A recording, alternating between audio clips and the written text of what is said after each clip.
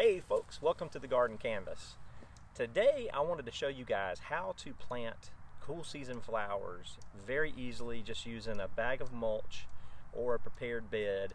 And you can do this in the fall or early winter depending on your zone. I am actually in zone 8A in eastern North Carolina, so this is not going to be hard for me to do at all, and I'll show you some of the success that I've had doing this method, and I'll show you how to do it very simple, very easily. Some of the things that I have that I'm going to plant today, and I'll show you how to do this. I'm going to be planting some seeds from Dollar Tree. I have some that I've purchased from other sources as well. I've got some Sweet William that you can pick up at Dollar Tree around December, January of the year. This is a cool season flower. It's going to bloom in the spring. It's a native to eastern North America as well. And so I'm going to show you how to plant that. I have some poppies, a few different varieties of poppies. I have some oriental poppies as well. And then I have one of my favorites, and that's Larkspur. I seeded the Larkspur last year around this time, early December and late November. It's something you can do in the fall. But anyway, Larkspur is an annual cool season flower. So is poppy as well. But these are self-seeding. So if you leave the seed heads after they bloom in May and June, if you leave the seed heads to dry, and they'll just naturally drop the seeds where the flowers are, and you'll actually get more self-sowing plants next year. And I'll show you in a bed that I have some plants that have self-seeded from last year. Now this is a bed that I developed last year as a prairie bed. It's on the corner of my lot, the front corner of my house. And what I did is I planted some native grasses and some native wildflowers. I have some muhly grass. This is pink muhly. Behind that is white cloud. Now they've already gone dormant for the winter, or semi-dormant at the moment. I have a little blue stem in here. There's 3 or 4 clumps of the little blue stem there. And I have some more little blue stem on this side. Got some gaillardia, which is, we've had several freezes already, and the gaillardia is doing just fine still. Now it has gone to seed, as you can see here. Got some penstemon, some black-eyed Susan, and this is an area I have not developed yet, and I haven't determined exactly what I'm going to do.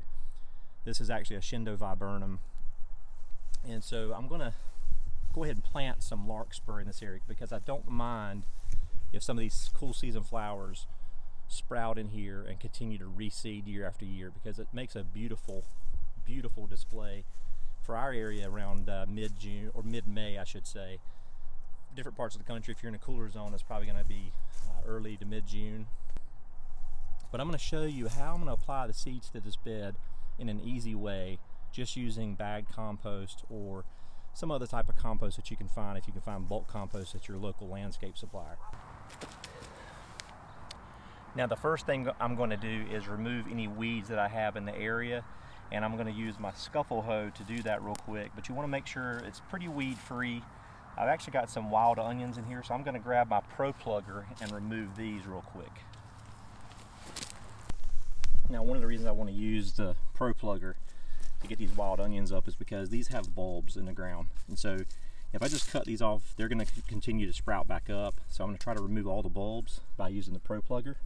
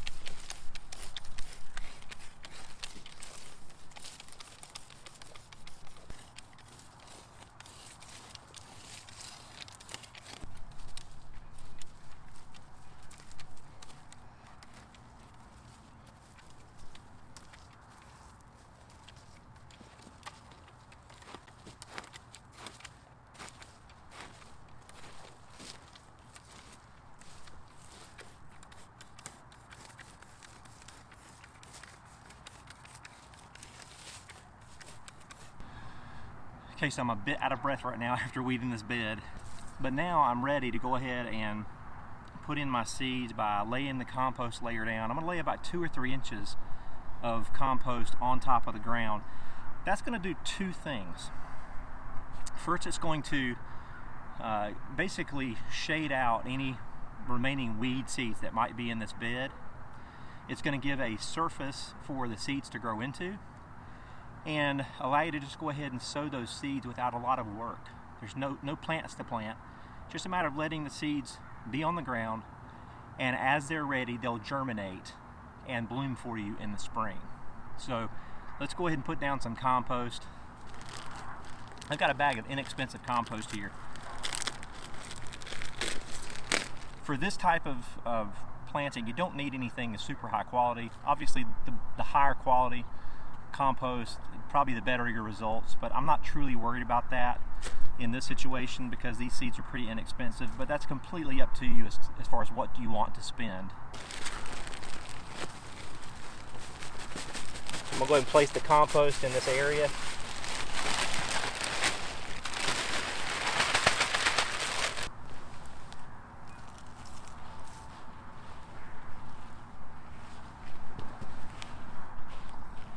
Try to get it nice and even to shade out what's below, any remaining weeds or weed seeds.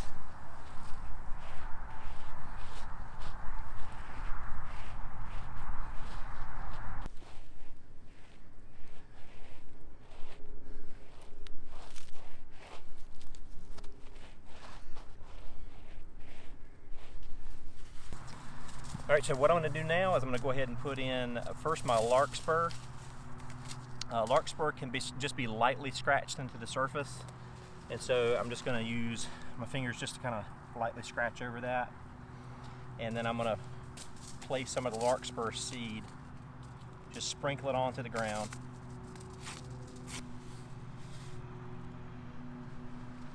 So you can see what the Larkspur seed looks like. It's pretty small. And I'm just going to gently sprinkle it around the ground here, over the top of the compost. Now you could also broadcast it as well.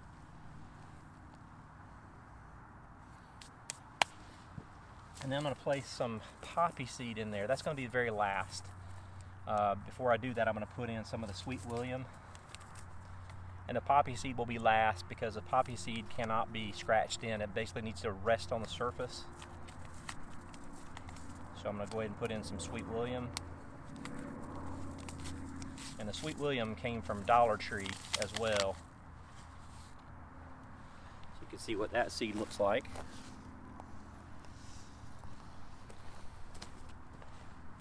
These are a little bit lower growing. So I'm going to place these kind of along the edges.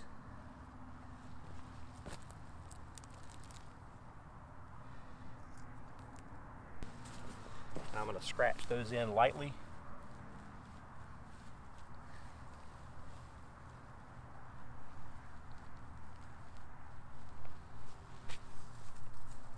And now I'm going to put in my poppy seed. And these are Oriental Red. Now these are a lot smaller, which is one of the reasons you don't want to deeply scratch them into the surface. Just sow them right on top. If you're in a colder zone, you can actually take poppy seed and sprinkle it on snowy ground, and as the snow melts, the poppy seeds will germinate. But here's what they look like. It's very, very small.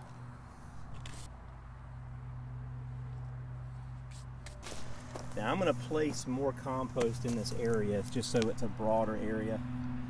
And but that's just, I wanted to show you how easy it is to do this method, just using a bag of compost, sprinkling seed on the ground, and letting Mother Nature take its course.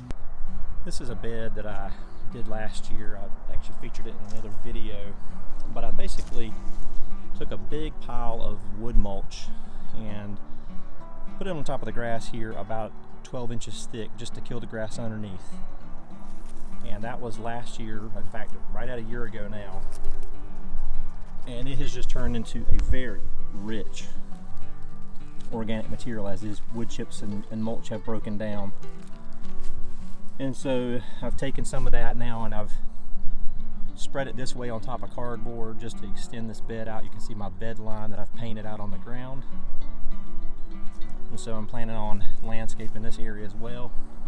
But I wanted you to see when I did this, when you're placing 12 inches of mulch on top of grass, there's not a lot you can do because you're basically waiting for that mulch to kill the grass underneath. So what I did was I took the same method that I just showed you, laid the mulch down 12 inches thick, and on top of the mulch I put some bagged compost just on top, and I sprinkled different types of wildflower seeds on top of that. And I ended up with a beautiful display of Larkspur and Bachelor Button and a few other wildflowers that basically germinate in the wintertime and sow and begin to bloom in the spring. And when those spring blooms die off and the plant dies back in the heat of the summer, it self-seeds. And so when the cool temperatures arise again, the Larkspur, the Bachelor Button begin to sprout back up, and you can see seedlings here in the ground. I can tell you exactly what these are. This is Bachelor Button, self-seeded from last year. This is Larkspur. There's some more Larkspur here, and over here you can see a huge patch of Larkspur self-seeding on top of that organic matter, and this is just a beautiful plant. Moreover, on top, on this side, you can see a large amount of Larkspur that have self-seeded. So,